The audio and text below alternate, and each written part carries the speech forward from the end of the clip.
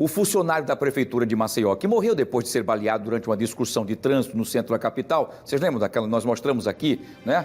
O Fábio. Ele foi sepultado neste último final de semana. No meio do velório, o corpo de Fábio teve que ser levado pelo Instituto Médico Legal, interrompendo aquele momento onde a família velava o corpo do jovem.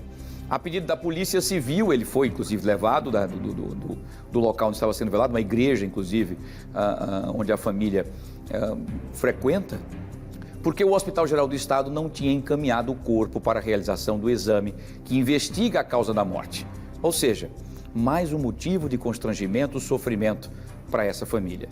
Vejam todos os detalhes na reportagem de Beatriz Lacerda, aqui no Fenômeno. Acompanhe, vamos lá. O motorista da Secretaria de Saúde, Fábio Jonathan da Silva, de 26 anos, foi a mais recente vítima da violência no trânsito em Maceió. Ele morreu depois de passar 7 dias internado no HGE. Fábio levou 2 tiros durante uma discussão de trânsito no dia 14 de outubro, no centro da cidade. Os disparos foram efetuados por um policial militar da reserva, que foi preso em flagrante. O corpo de Fábio foi velado em uma igreja no bairro de Rio Novo, sob forte comoção da família. Meu irmão era um menino trabalhador, era um homem bom, não merecia isso. Mas o velório foi interrompido. A Polícia Civil solicitou que o cadáver fosse recolhido para o Instituto Médico Legal. O Hospital Geral do Estado não encaminhou o corpo de Fábio Jonathan da Silva para o IML, o que deveria ter sido feito, já que o motorista foi vítima de um homicídio. Somente após a realização dessa perícia aqui no Instituto, a causa da morte foi confirmada por complicações dos ferimentos provocados por projéteis de arma de fogo. O resultado do laudo vai ser anexado ao inquérito. E o policial da reserva que atirou no motorista agora vai responder por homicídio doloso. A esposa de Fábio recebeu nossa equipe em casa. Juntos havia 7 anos, o casal ainda não tinha filhos. Um sonho que não vai se realizar. Nem estou acreditando ainda, sabe, que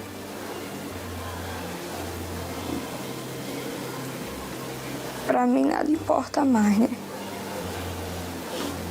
Eveline fez questão de defender o marido das acusações feitas pelo policial da reserva. Ele disse que sofreu xingamentos racistas de Fábio durante a briga de trânsito. Sempre respeitou todo mundo por igual. Sempre tratou todo mundo por igual. Independente de cor, de religião, de sexualidade. Isso não existia, ele jamais, pode sim no momento ali do calor da discussão, os dois ter, mas racismo, não, nunca. E agora, qual é o sentimento de vocês, da família, daqui para frente? Eu espero que esse homem pague pelo que ele fez e que ele nunca passe pela dor que a família está passando. Que ele tem filhos, acredito que netos, irmãos, sobrinhos, e a dor de você perder alguém é a mesma. Pois é, gente, olha, o relato da família já mostra o sofrimento e o desespero, né? Enfim, não é fácil, eles já estavam vivendo esse suplício, acompanhando, né, uma involução. Na verdade, o quadro do Fábio Jonathan acabava não avançando. Ele tentava estar estável, de repente ele acabava tendo uma piora e muito mais. Enfim, todos os procedimentos que se faziam, ele ia cada vez mais piorando. Nas últimas semanas, nos últimos dias, ele acabou precisando fazer hemodiálise. Os rins já tinham começado a parar, estavam com dificuldade, inclusive, de fazer as suas funções. E tudo isso vai causando ainda mais gravidade na situação. Então, a família veio sofrendo desde o primeiro dia, quando recebeu a notícia dos disparos nas costas, 2 tiros nas costas, né? Totalmente desnecessário, uma discussão boba de trânsito, por trancou aqui ou ali, não importa quem tem razão, quem não tem, uma discussão que deveria ter resolvido rapidamente, ou seguir cada um, né? Ou seguir adiante, né? Enfim. E a questão do constrangimento de retirar o corpo no meio do velório, né? No meio do velório em que a família estava dando aquele último adeus. O Hospital Geral do Estado informou que abriu, inclusive, até um procedimento administrativo para apurar as responsabilidades. Por que é que liberaram o corpo sem antes avisar o Instituto Médico Legal, já que o Fábio tinha sido vítima de violência? Não se pode. Mesmo que ele tenha falecido por qualquer outra situação que seja, mas tudo isso em consequência dos tiros, vítima da violência que ele recebeu na última semana. Nós vamos voltar ao vivo agora com Alan Garcia, que nos traz novas informações sobre esse caso.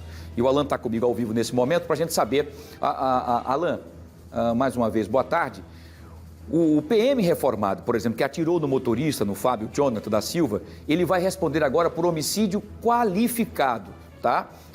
E por motivo fútil, é isso mesmo, porque até então estava como tentativa. Agora, após a morte, infelizmente, do Fábio, a tipificação muda e piora a situação para o PM reformado. É isso mesmo?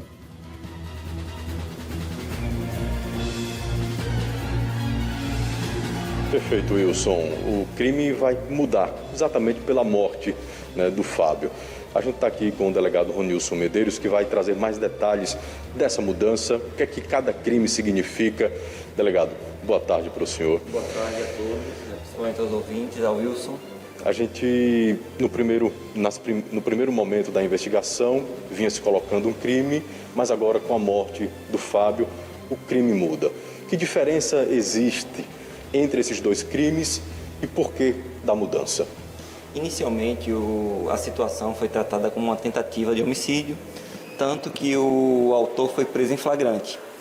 O procedimento foi direcionado para o distrito, porque apura a tentativa, e nisso foi concluído como tentativa de homicídio e remetido à justiça. Na quinta-feira, quando a vítima entrou em óbito, a delegacia não foi acionada. A delegacia de homicídio é acionada para todo homicídio ocorrido, toda a morte, ou em local de crime ou no próprio HGE. E quando eu cheguei aqui, eu percebi que não fomos acionados para esse caso. De imediato mantivemos contato com o policial plantonista que fica no HGE e o mesmo informou que a delegacia não foi acionada porque no prontuário da vítima constava como morte clínica. Aí nisso a gente achou estranha a situação, tentou manter contato com os familiares, não conseguimos e verificamos que o corpo estava sendo velado na igreja. Aí de pronto acionei a equipe plantonista da delegacia para ir até o local, para impedir o sepultamento, porque se porventura fosse sepultado, só com ordem judicial iria haver a exumação. Aí a equipe foi, infelizmente passou por esse constrangimento, mas era a situação necessária até para evitar uma postergação, uma protelação do tempo. Mas isso foi feito a tempo e agora enviamos para a Justiça a informação que a vítima teria entrado em óbito e que foi feito o exame cadavérico no corpo da vítima. Que diferença existe, delegado, quando um corpo, né, passa por esse trabalho que vocês fizeram, mas corria o risco de ser enterrado e não ser submetido? Que diferença faz para a polícia, para a justiça? Faz toda a diferença, porque a materialidade do crime é o laudo cadavérico, o exame de corpo de delito. Sem isso, entende-se que não há crime, entendeu? Esse é o principal ponto de uma investigação, é comprovar a materialidade do crime. Agora, o suspeito pode responder por qual crime diante desse Inicialmente, ele foi indiciado por tentativa de homicídio qualificado. Hoje, ele vai responder por homicídio qualificado, que não vai ter a benesse de ter a redução da pena. Mas há algo que sobrecarregue essa pena para ele ou não? Essa é a diferença principal? Não, a diferença básica é a redução. O crime é homicídio, na tentativa tem a redução de 1 a 2 terços da pena e no consumado não existe redução. Perfeito, delegado. Muito obrigado pelas explicações do senhor. Wilson, a gente não consegue adiantar mais, né, o trabalho, a conversa aqui com o delegado, porque não cabe a ele a investigação de tudo que aconteceu. Eu estava aqui até fazendo algumas perguntas antes da gente entrar ao vivo e ele disse: Alan, eu não consigo responder porque a investigação, não é, delegado? A investigação foi presidida pelo distrito, da autoridade policial dos distritos, que concluiu e já remeteu. Eu não sei dizer como foi a investigação, como se procedeu, mas no relatório final houve um indiciamento por tentativa de homicídio. Perfeito. Muito obrigado. Tá, mais uma vez. Wilson, eu volto com você.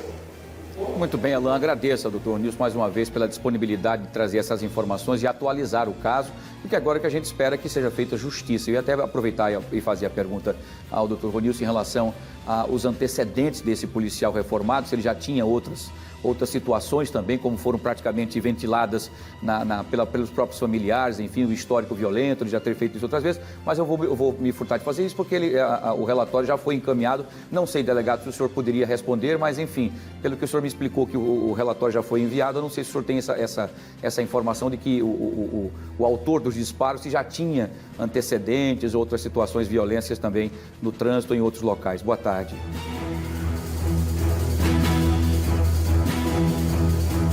Boa tarde. Como eu falei anteriormente, toda a investigação foi presidida por uma outra autoridade policial, que fez toda a investigação e já remeteu à justiça.